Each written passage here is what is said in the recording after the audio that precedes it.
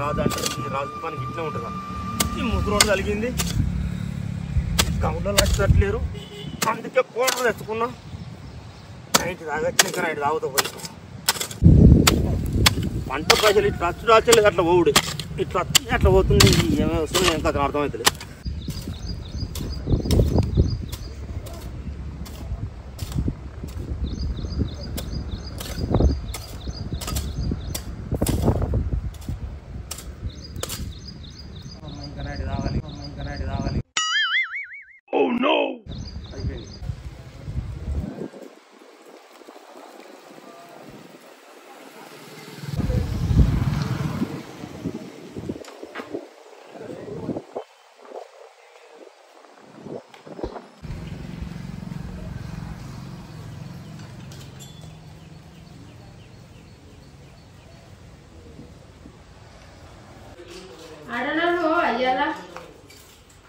ముసురు పెట్టమంటే ఏడుకెళ్ళారు పోంటాయి ముసురు పెట్టే అట్లా పోతే 200 300 లక్షలు ఇట్లా ఖర్చు అవుతాయి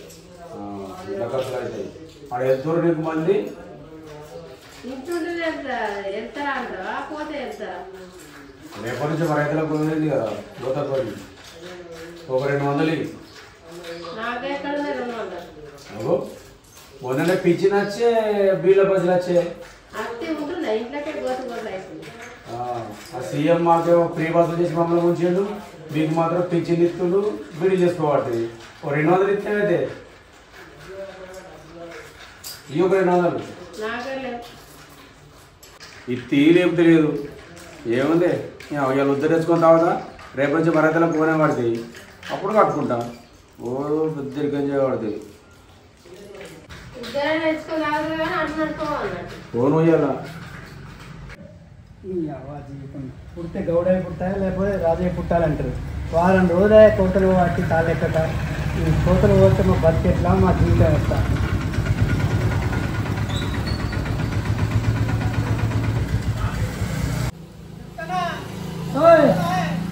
ఎత్తున ఉన్నదా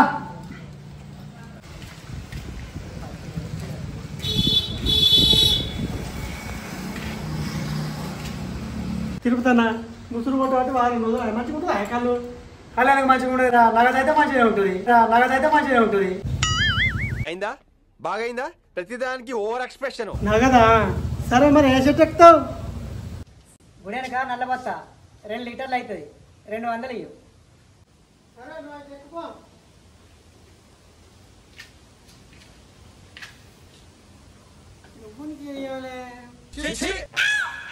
వర్షం పడితే ఇక్కడ ఉండేది సామ్మ ముక్కోడే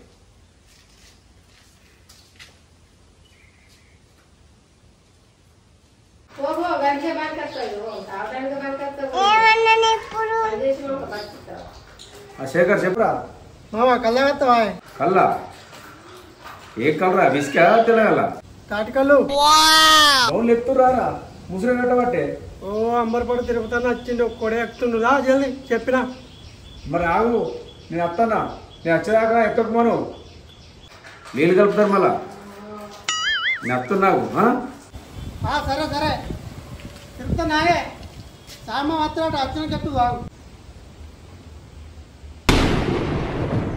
ఇప్పటిదాకా కానబడ్డది ఇప్పుడే కాస్త తెలిసింది మళ్ళా ఉరుగుతుంది నేను నీళ్ళేం కలిపా పోయి ఎక్కేస్తా సరే మరి ఎక్కిరాబో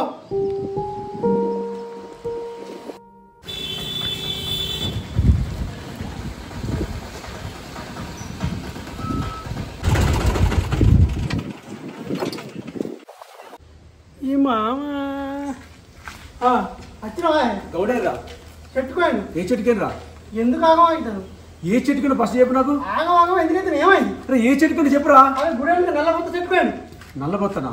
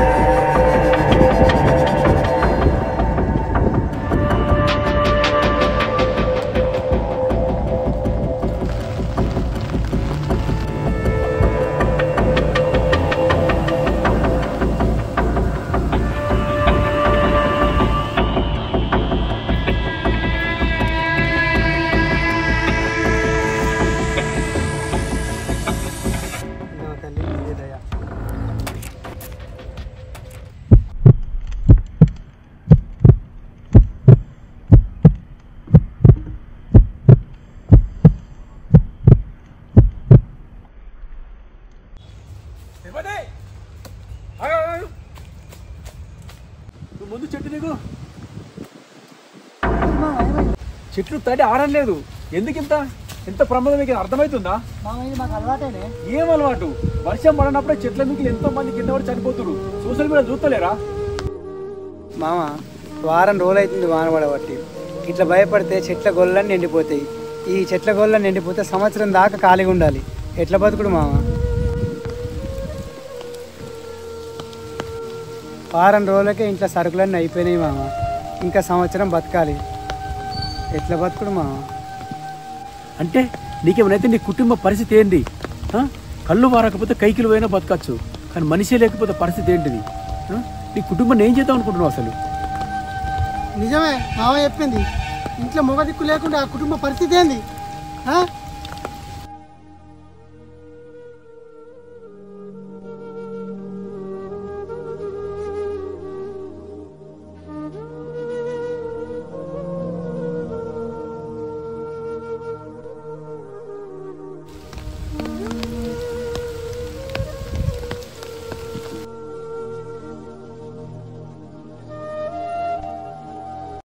శేఖర్ ఫోన్ చేసి కళ్దాం అన్నప్పుడే ఏదో ఒక గౌడు వర్షం తాళ్ళెక్కుతున్న ఉద్దేశంతోనే ఆపుదామని వచ్చిన తిరుగుతుంది.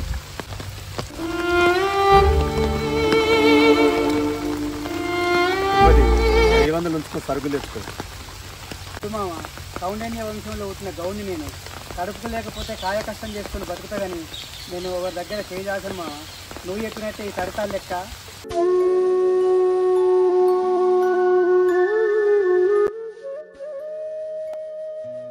థ్యాంక్ యూ మామ.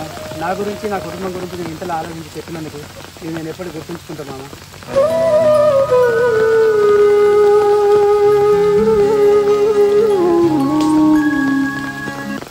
అవు మామ గౌడుకు మంచి మాట చెప్పి పంపిస్తు కానీ ఇప్పుడు మరి మనకు కళ్ళెట్లనే ఏ కోట తెచ్చిన పారా పైసలు లేవంటి బాయ్. అయితే ఇక పటేలవ్వ రేపటి నుంచి కైకిలో నెక్కించుకోమని 2000 ఇచ్చింది అడ్వాన్స్. ఇక మందు కొనుక్కుని వచ్చిన. ఇక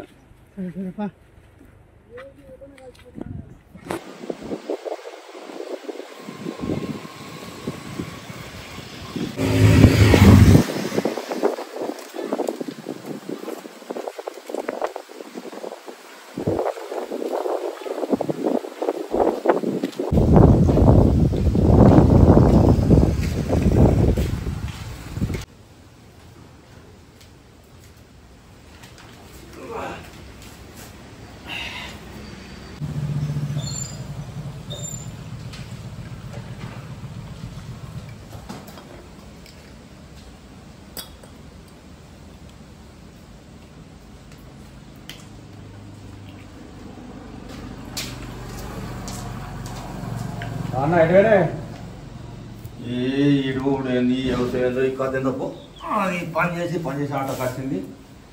చిన్న ముసురు కాదు, చిన్న కథ కాదు. వ్యవసాయం అంటారు. వచ్చిన ఇంత గౌండ్లు రాలేదు ముసురుకు. ఏ తోటలకు రాగా కోటర్ తెచ్చుకున్నా, పని చేసుకుంటూ 90 తాగినా. ఇక్కడ 90 తాగుదామని వచ్చిన.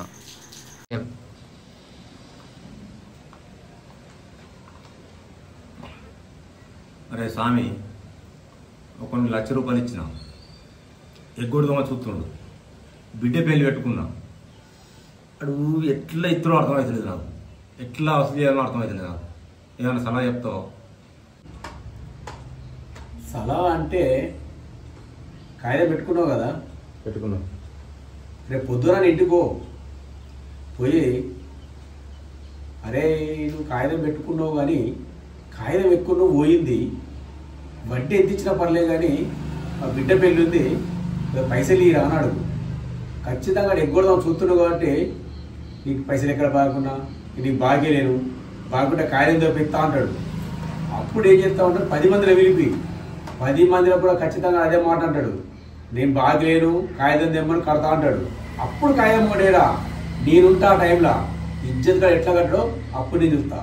వా మామ ఏం చెప్పినవే.